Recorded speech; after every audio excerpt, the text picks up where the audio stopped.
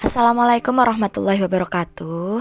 Alhamdulillahirrabbilalamin. Sekarang kita memasuki hari ketiga bulan Ramadan. Nah, semoga ibadah kita atau puasa kita selama bulan suci Ramadan ini diterima oleh Allah Subhanahu wa taala. Oke, di podcast kali ini dengan tema Life is Choice.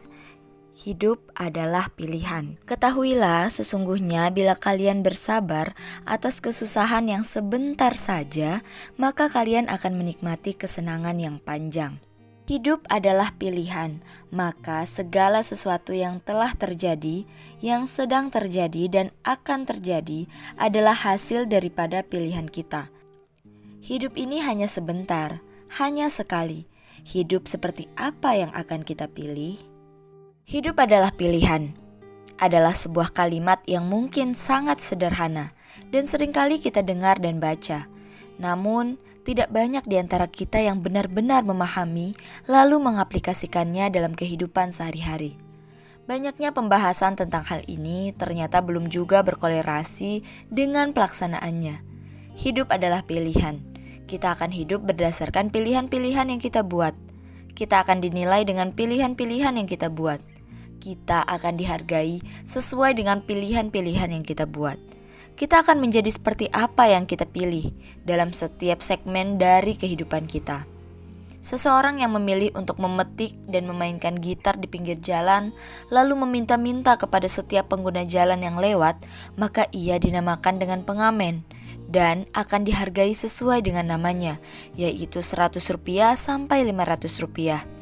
Seseorang yang memilih untuk memetik dan memainkan gitar di atas panggung dan dipasarkan secara profesional, maka ia dinamakan dengan penyanyi dan akan dihargai sesuai dengan namanya.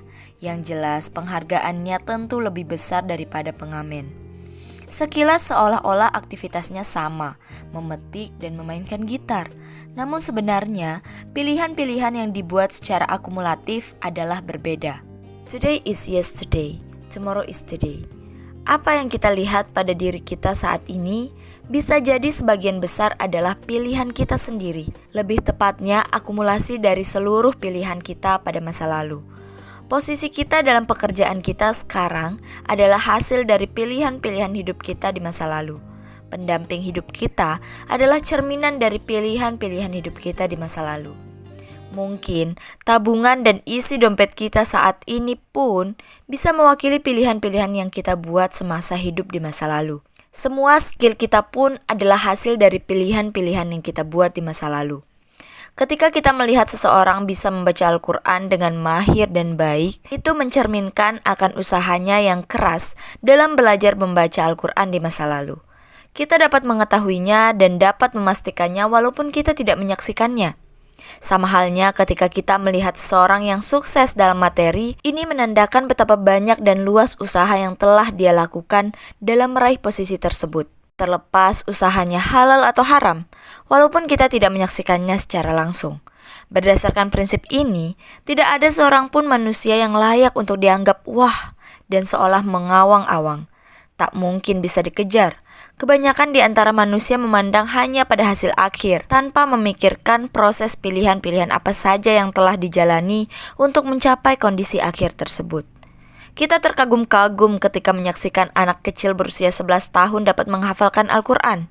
Seolah-olah itu adalah sesuatu yang tidak terjangkau oleh kita dan hanya bisa dilakukan hanya karena hidayah dari Allah. Selanjutnya, menjadi legitimasi serta pembenaran kondisi kita yang belum menghafalkan surah apapun dalam Al-Quran. Banyak mata terkesima ketika melihat video Maradona saat melewati pemain Inggris dan mencetak gol.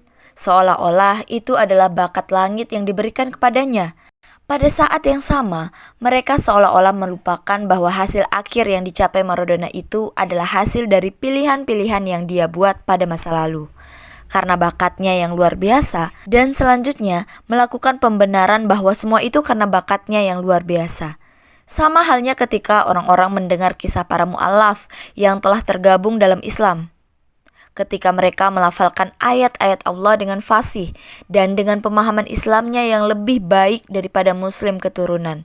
Lalu mereka melakukan pembenaran lagi dengan kata-kata, Memang betul, orang yang dahulunya non-muslim ketika mereka masuk Islam, mereka sungguh-sungguh dalam Islamnya dan lebih baik secara keseluruhan daripada muslim keturunan.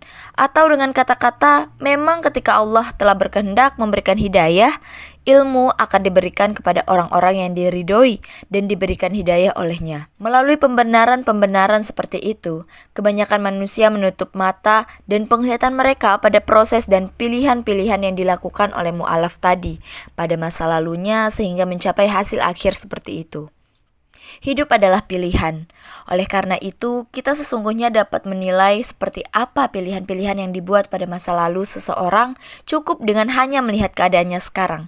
Apabila kita menemui seseorang yang mempunyai tato di seluruh badannya dengan luka yang banyak pada tubuhnya serta perawakan yang keras, maka kita bisa berkesimpulan kemungkinan besar keadaannya kini adalah seorang preman. Keadaannya kini menandakan pilihan hidup yang dia buat pada masa lalunya. Pada masa lalunya, tidak mungkin dia memilih untuk menjadi muslim yang taat. Tidak mungkin pada masa lalunya pula, dia siswa teladan atau mahasiswa teladan. Mengapa?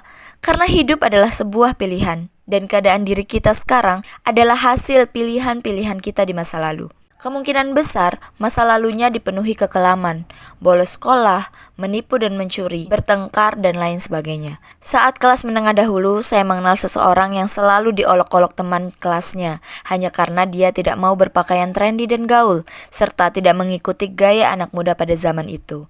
Dia menolak untuk merokok, memakai anting dan nongkrong. Dia lebih senang dengan kerapihan dan belajar untuk masa depannya serta menghabiskan hartanya untuk hal yang bermanfaat. Dan itu membuat dia diberikan gelar seorang banci. Alasan kenalan saya ini jelas, hidup adalah pilihan. Teman saya ini memahami bahwa tidak selamanya dia akan menjadi remaja. Suatu saat nanti ia akan tumbuh dewasa dan memiliki tanggung jawab. Dia memahami bahwa tidak selamanya dia dapat menengadahkan tangannya kepada orang tuanya untuk meminta uang. Suatu saat, dialah yang memberikan uang kepada orang tuanya. Tetapi apa yang terjadi ketika 12 tahun kemudian? Ternyata semua anak gaul yang tadinya menggunakan anting, tato, dan baju mereka yang terkenal tidak rapih telah berubah menjadi pria yang paling rapi. Mereka mulai sadar bahwa mereka punya tanggung jawab dan harus mencari nafkah. Kaos bolong diganti dengan kemeja, anting dilepas, rambut rapi, celana formal dan anak-anak gaul itu sekarang sudah mulai mencari nafkah dengan hasil yang lumayan. Bagaimana dengan kenalan saya itu? Hidupnya jauh lebih baik daripada sebagian besar yang lain. Penghasilannya pun lebih dan dia telah menikah dan telah memiliki keturunan. Pertanyaannya adalah, mengapa bisa dua orang yang sama, yang bersekolah pada tempat yang sama memiliki hasil yang berbeda? Ya, jawabannya bukan karena yang satu baik nasibnya sedangkan yang lain tidak. Jawabannya karena hidup adalah pilihan. Anak-anak gaul tadi mendapatkan hasil pilihannya 12 tahun yang lalu. Begitupun dengan kenalan saya itu. Kita juga dapat melihat masa depan seseorang dari pilihan-pilihan dia yang dibuat pada saat ini. Keadaan di masa depan ditentukan oleh pilihan-pilihan yang kita buat saat ini. Pada saat berjalan-jalan di daerah sekitar tempat tinggal, saya melihat banyak muda-mudi nongkrong di pinggir jalan. Mereka melakukan ikhtilat, bercampur baur dengan perkataan-perkataan yang tidak baik. Tidak jarang mereka menyematkan rokok di bibirnya agar terlihat jantan, lalu tertawa tanpa sesuatu yang jelas. Ada yang bergaya layaknya anak pang, berpakaian hitam-hitam dengan kaos mereka yang penuh dengan simbol setan, dengan rambut yang khas aneh. Mereka berjalan ke sana kemari, tidur di pinggir jalan, atau di pasar-pasar. Melihat kenyataan ini, seperti apa kira-kira mereka di masa depan? Namun yang pasti, selama mereka tidak pernah mengganti pilihan hidupnya dan tetap melakukan pilihan hidup seperti itu, maka tidak seorang pun yang akan menjadi ustadz, manajer, pengusaha, direktur, atau apapun yang bermanfaat. Mengapa? Karena hidup adalah pilihan, dan keadaan kita di masa depan ditentukan oleh kehidupan kita atau pilihan hidup kita yang kita pilih sekarang, dan apa yang kita buat hari ini. Sekali lagi, hidup adalah pilihan. Apa yang kita lihat pada diri kita saat ini dan apa yang kita lihat pada diri orang lain hari ini adalah hasil dari pilihan-pilihan yang kita dan mereka buat di masa lalu. Keadaan hidup kita masa depan akan ditentukan oleh apa saja yang kita pilih saat ini. Sekarang pun sebenarnya kita sedang menulis kisah hidup kita sendiri di sebuah buku yang mempunyai judul dengan nama kita sendiri. Dan saat ini pun kita sedang menuliskannya. Setiap hari lembar demi lembar Anehnya, terkadang kita melihat orang-orang yang tidak menyesuaikan pilihan hidupnya dengan yang dia inginkan. Muda foya-foya, tua kaya raya, mati masuk surga, sebuah slogan yang ngawur, yang tidak mungkin akan terjadi karena hidup adalah pilihan.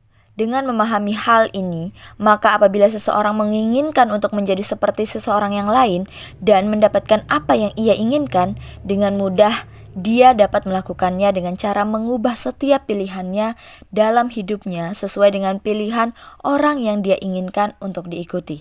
Sesederhana itukah? Ya, memang sesederhana itu. Rasulullah Muhammad SAW adalah seorang manusia yang sudah pasti masuk ke surga Allah, dan Rasulullah SAW memasuki surga Allah karena pilihan-pilihan yang beliau buat semasa hidupnya. Dengan kata lain, apabila kita ingin mengikuti setiap pilihan yang dibuat Rasulullah dalam menjalani hidupnya, maka sudah dapat dipastikan kita akan memasuki surga yang sama-sama dimasuki oleh Rasulullah SAW. Engkau akan bersama dengan orang yang engkau cintai. Hadis riwayat Bukhari.